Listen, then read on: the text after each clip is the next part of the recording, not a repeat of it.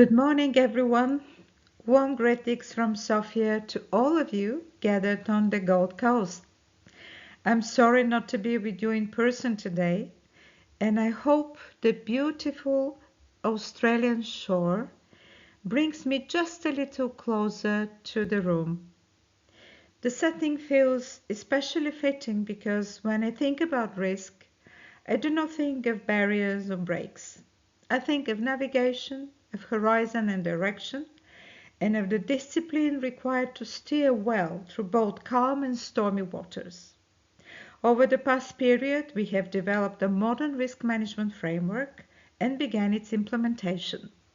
But perhaps most importantly, we have started to build a collective mindset that sees risks not as a constraint, but as an integral part of strategic leadership. It feels as if we have installed a new navigation system on a large ship that is only now leaving the harbor.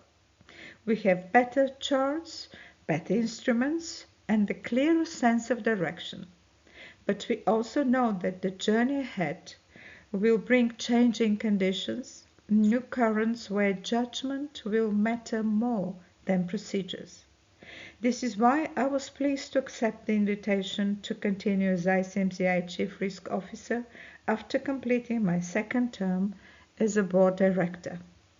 In the next few minutes, I would like to do three things: share where we stand in ICMCI, briefly reflect on what risk means today, and open the discussion on how this work can be extended to member institutes in a way that supports their growth and relevance.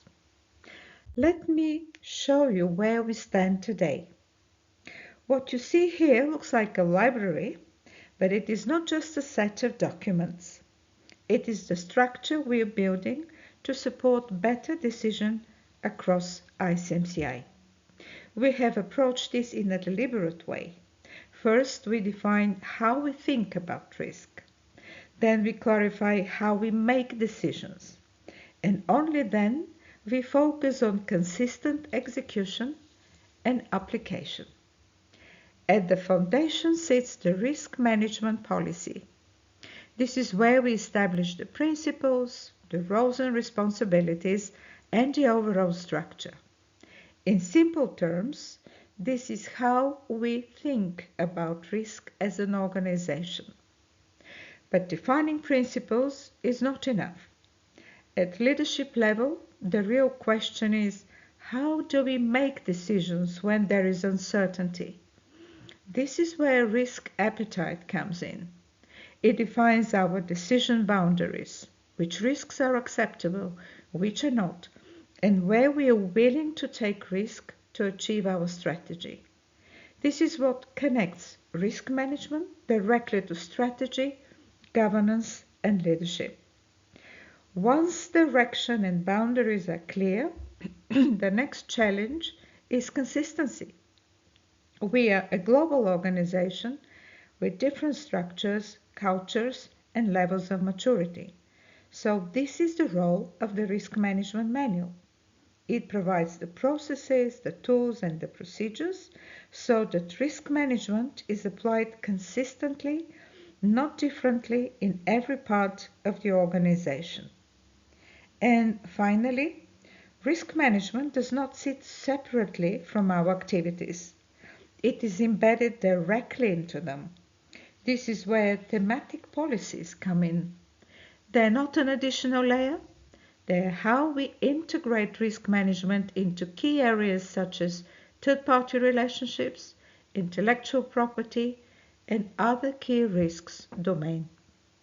Let me now make this more concrete. One of the best examples in how we approach partnerships in ICMCI. We have developed and the board has recently approved a new policy on third-party evaluation. Partnerships are an essential part of our strategic aspirations. They will allow us to expand our reach, increase our relevance, and create value for the profession. But at the same time, they are also one of the most complex areas from a risk perspective. And very often, these risks are not obvious at the beginning. Here is a specific case. We were presented with a collaboration opportunity that was clearly attractive. It supported visibility, it supported standards, and it opened access to an important market. But at the same time, it sat very close to areas where ICMCI's credibility is most exposed, particularly around certification, standards, and public perception. So the question was, how do we engage without creating unintended risk? The real risks were not technical. They were perception-driven and systemic. The risk that external stakeholders might interpret collaboration as endorsement or approval. The risk that combining visibility and commercial elements could blur independence. And the risk that without clear boundaries, we unintentionally create precedents that are difficult to control later. These are exactly the types of risks where, if not addressed early, they accumulate and erode credibility over time. And importantly, they sit directly within our lowest risk appetite areas: reputation, compliance, and integrity. So, our response was quite intentional. We reframed the model. We clearly positioned the relationship within the observer framework, removing ambiguity about status. We created a clean separation between collaboration and any fee-based technical activity. We explicitly defined that any technical input is independent and advisory with no implication on endorsement. We introduced tight controls on how ICMCI is referenced externally, which is critical in protecting the brand. And we ensured there are mechanisms to reassess or exit the relationship if the risk profile changes. So this was less about mitigation and more about designing the relationship correctly from the outset. The real value of this is not just that we reduced risk in one case. It's that we demonstrated three important capabilities. First, that we can engage in complex external relationships without compromising independence. Second, that we are able to translate principles like impartiality into practical safeguards. And third, that we are building a consistent approach that can scale across future partnerships. This is ultimately about ensuring that as we grow our external engagement, we do not dilute the one thing that underpins everything else: trust in the ICMCI system. Let me illustrate how trust can be impacted with another practical example. We're currently looking at how intellectual property brand certification references are used. And there is a very simple way to assess that, just looking at what is publicly visible on the ICMCI website. In preparing for this meeting, I also reviewed a number of IMCs websites from Asia Pacific Hub, and the observations are similar. There is a strong local content and positioning, which is a strength. At the same time, we see that key baseline elements are not always explicitly defined. From a risk management perspective, this reveals several interconnected risks. First, professional standards and certification risk. Unclear or inconsistent references may affect how certification is understood. Then comes reputational risk. External stakeholders may perceive this as lack of professionalism or weak governance. Brand risk, uncontrolled use of logos and references weakens clarity over time. And last but not least, legal and compliance risks, as identified ownership and missing terms create exposure. So, what may appear as a content or communication issue is in fact a structural gap. The response is to introduce clarity at the right level. We are developing an intellectual property policy that focuses on ownership and rights, how content and branding are used, how certification and standards are referenced across all key activities, including thought leadership, training materials, and commercial assets. And the expected value is quite clear. It protects the credibility of standards and certification. It strengthens consistent external perception.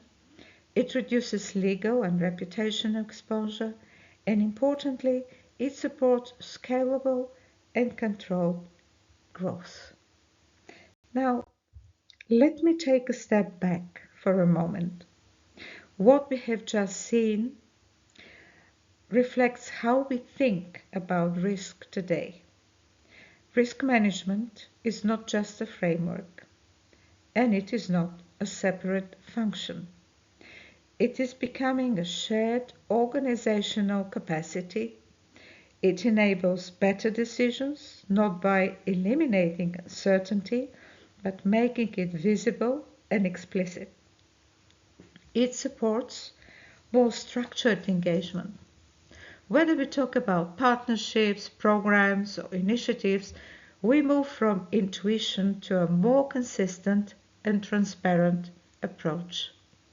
It protects what matters most: our standards, our certification, our brand. And when these elements come together, something important happens. The organization starts to build confidence over time. And this is where the opportunity lies. And the question is, how can this capability be developed across the ICMCI network? What does this mean in practice for member institutes? Our objective is not to introduce complexity. It is to make risk management practical, relevant, and usable. We want to introduce a practical enterprise risk management approach, one that can be adapted to different contexts and levels of maturity.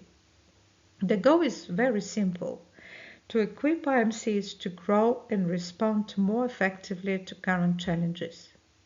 And importantly, this will not be theoretical. We plan to roll out practical support across the network.